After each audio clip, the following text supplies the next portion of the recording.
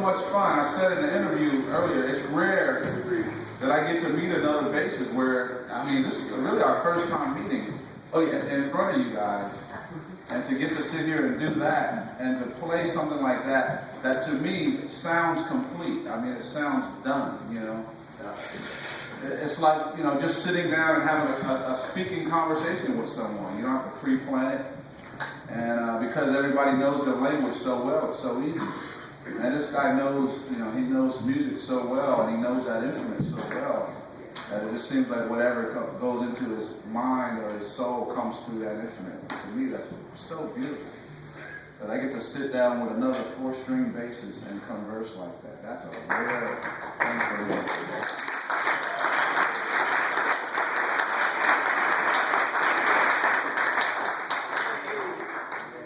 So I just heard both of your parents are classical composers or conductors. It's true. Wow, okay. And my dad composes, but not a ton. He mostly arranges stuff these days. Yeah. And that means that there's not a lot of money in composing. Yeah. But my brother makes an awesome living composing. But he also teaches composition. But and my parents' fathers are also classical composers.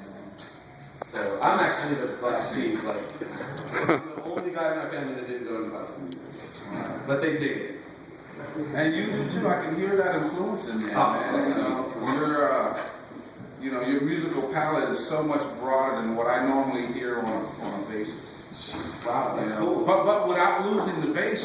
Well, that's the thing, without losing the bass player. My good buddy Scarrett is an amazing tenor sax player. I did some gigs with him one time, and he got really frustrated with me because of my playing, and he was like, bass is two things. It's an instrument and it's a roll. Right. And you have learned the instrument, congratulations, here's a cigar.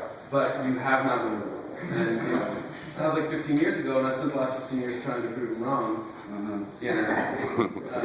And that's really true. It's two things. And you can be great at the roll and not know much about the instrument. Right. A lot of my favorite bass players actually aren't super well versed in their own instrument, but they know the roll. Well, I mean, there's a lot of my heroes that played on a lot of our records that we grew up knowing. And there are people that know the instrument a whole lot better nowadays. Right. But there aren't as many that know the role. Yeah. And it's funny, I've never heard anyone else talk about the role of bass. It's like playing second base or something. Like you have a goalie. Right. It's like being a goalie, really. You make sure nothing gets past you. You know? And it's an important thing. And there's a power in it. When you submit to the role, you gain, by giving up your power, you actually gain another power. And I may be a narcissist, but sometimes I have the feeling when improvising in a group that I'm actually controlling all of the musicians around me.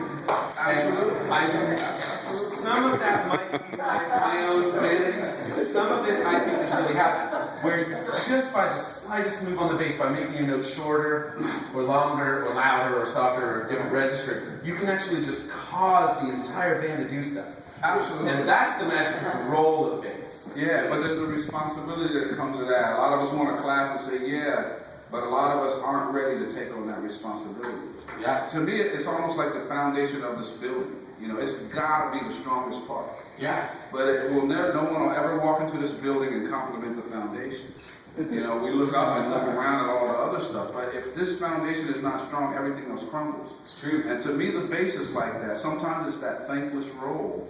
Yeah. Well, you have to create trust. Yeah. In the other musicians, but especially in the listeners, especially if it's dance music, the dancers have to feel like you're not going to drop them. And that's your job, basically, you know. Just to jump around a little bit, that's the mistake most of us make as soloists, is we drop that fundamental role of the bassist in order to play a game we'll never win. Right. You know?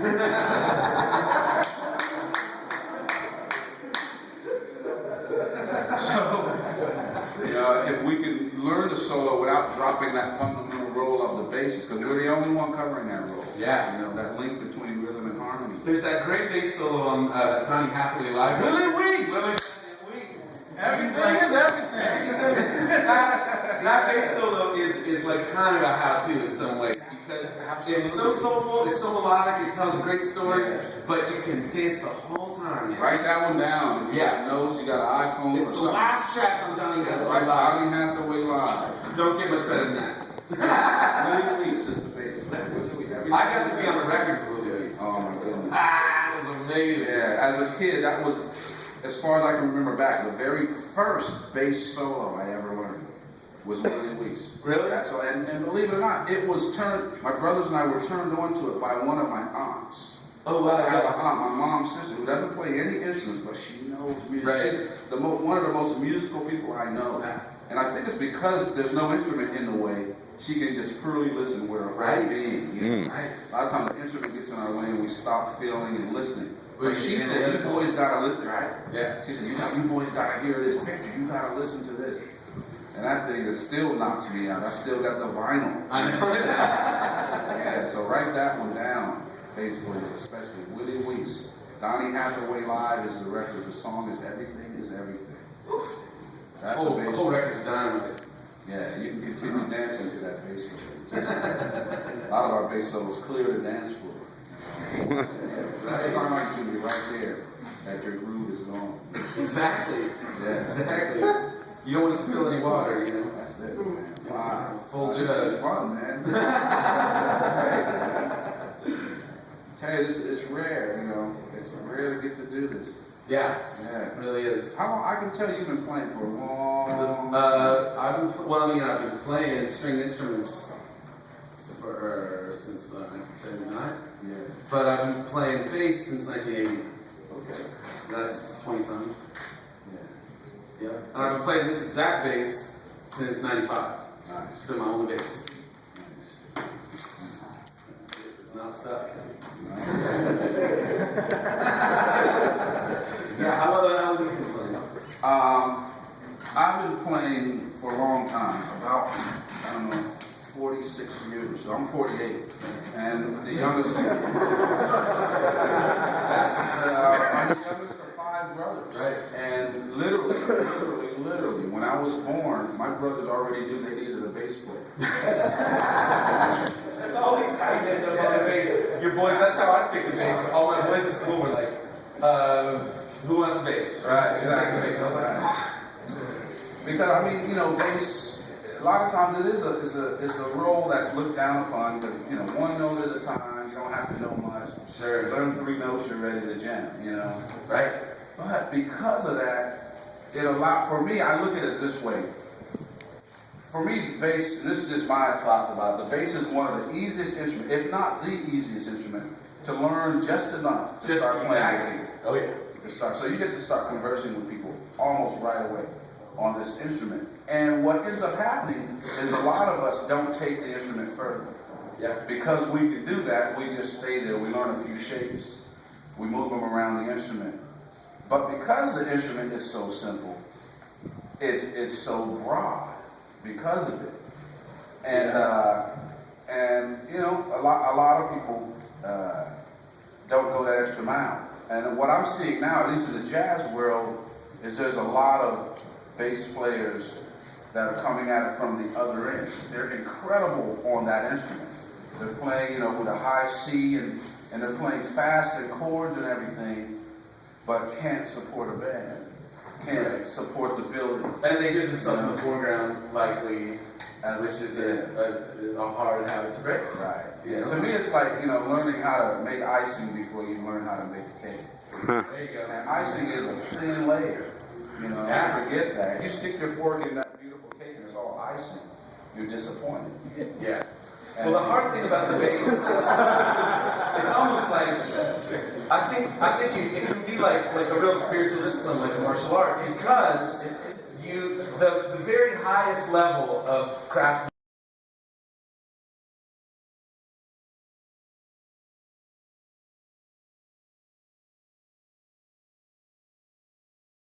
But really, the highest level of bass is invisible and inaudible. Right. And no one will ever clap for the very highest level of it.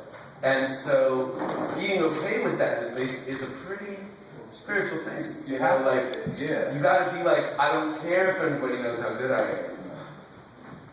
you have to say that honestly in order to open the door to the highest level. And that's an amazing thing. Other instruments don't have to do that. So really, it can be like a really immense spiritual journey trying to be good. That highest level is really almost invisible. Yeah, nobody can tell. Even I can't tell on recordings sometimes when I was having a really incredible experience and feel like I'm permeating all the sounds that are being made.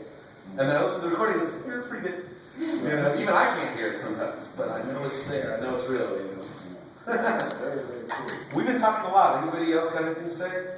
Play some more. Any more? How'd you get your sound? That The soprano voice on top? just that amazing spacey. Well, you know, I started out, my first band was an 8-piece, like, funk horn band. With, like, everybody took a solo except me, basically. Every song was 15 minutes because everybody soloed. I never soloed, you know, and then we turned into a trio. And suddenly there was only a piano solo. And the piano player was like, buddy, you gotta start soloing, man, you know. We need another voice, you know. And I started doing it, I hated it. And like, because you know when you take a bass solo, the whole band stops, basically. It's lame. Like, the whole fun of it is the conversing and the group. And then I'd take a solo and it'd be like, just like a hi-hat or something. And I was like, this is honestly boring. Boring for me. I can't imagine what's like the audience. So I was like, well, I want to be in the range, I want to be in the register of a horn, you know, or a voice, you know, a woman's voice. My mom sang opera when I was little.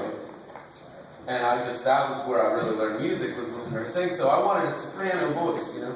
So I just fucked around with pedals. Doug Wimbish, the bass player Moving Colors, he turned me on the landing pedal, and I was like, there you go. And then I used to play with this pedal steel player in Oklahoma, who was a virtuoso with the volume pedal. And so I kind of was like, all right, volume pedal technique, that makes it cry, you know. Yeah. And makes it bowed, you know. My first instrument was cello, so I love that bowed sound. So I was trying to come up with something that would be in a high register and something that would be legato, you know, which is the two things the bass ain't great at. Can I get some more of it? Yeah, it's actually like breaking as we speak, it seems like, but I think it's, yeah, see, I don't know what's happening. It's sad. Okay. Don't be sad, little friend. Yeah, I think we're fucked on that. I know what happened. Oh my ears. Ah, there she goes. So yeah, and I can turn the low end part off with the tuner. So this thing is like, you know.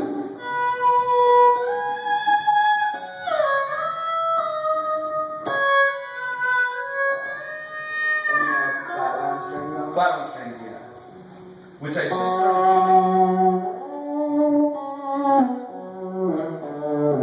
I actually, about 3 years ago, I made a record with Mike Gordon. And I didn't really know him that well. But we went to his house and stayed up all night playing basses. He has like 35 basses or something. And he got them all out. We stayed until 4 in the morning.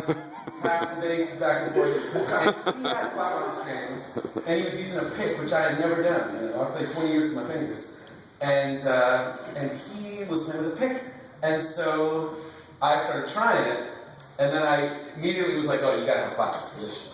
But playing with a pick is like a different instrument. For real.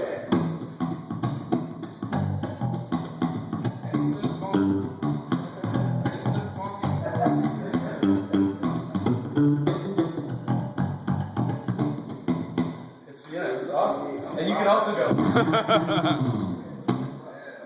We already played me, I'm gonna play you.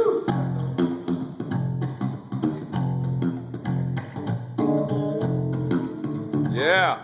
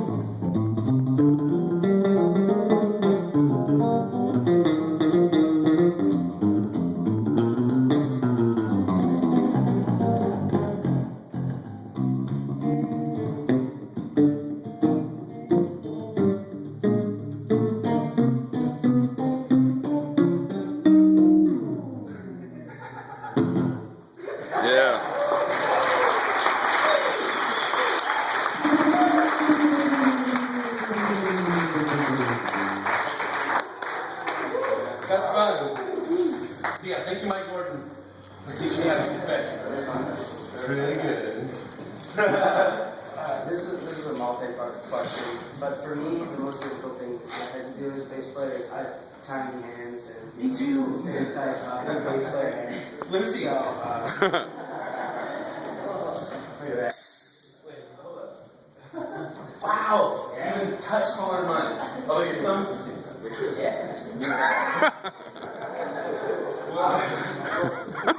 So I guess first of all, any advice, and second of all, Yeah, stop using that as an excuse. That's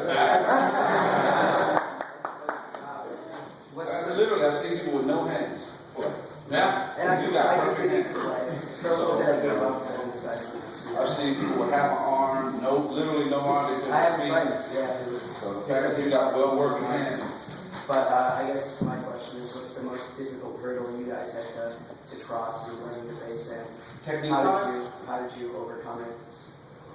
Well, I know. I had two. One was going up the strings. It was hard for like 10 years. Like that. So I made it. My answer, whenever I can't do something, is I invent an exercise. So the one I made for that was.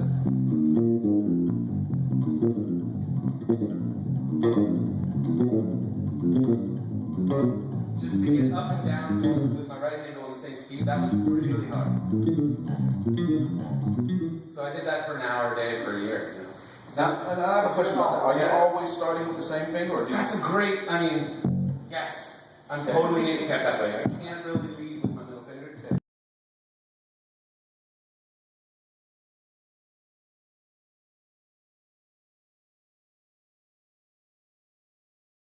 I pretty much always lead with this finger.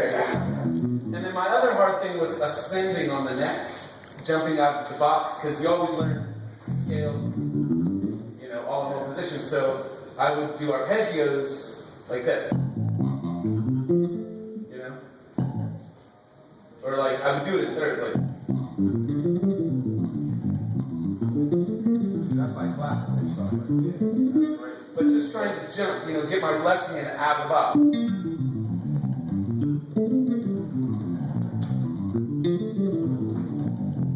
Nice. So just like there's something you can't do, make sure your hand's doing it.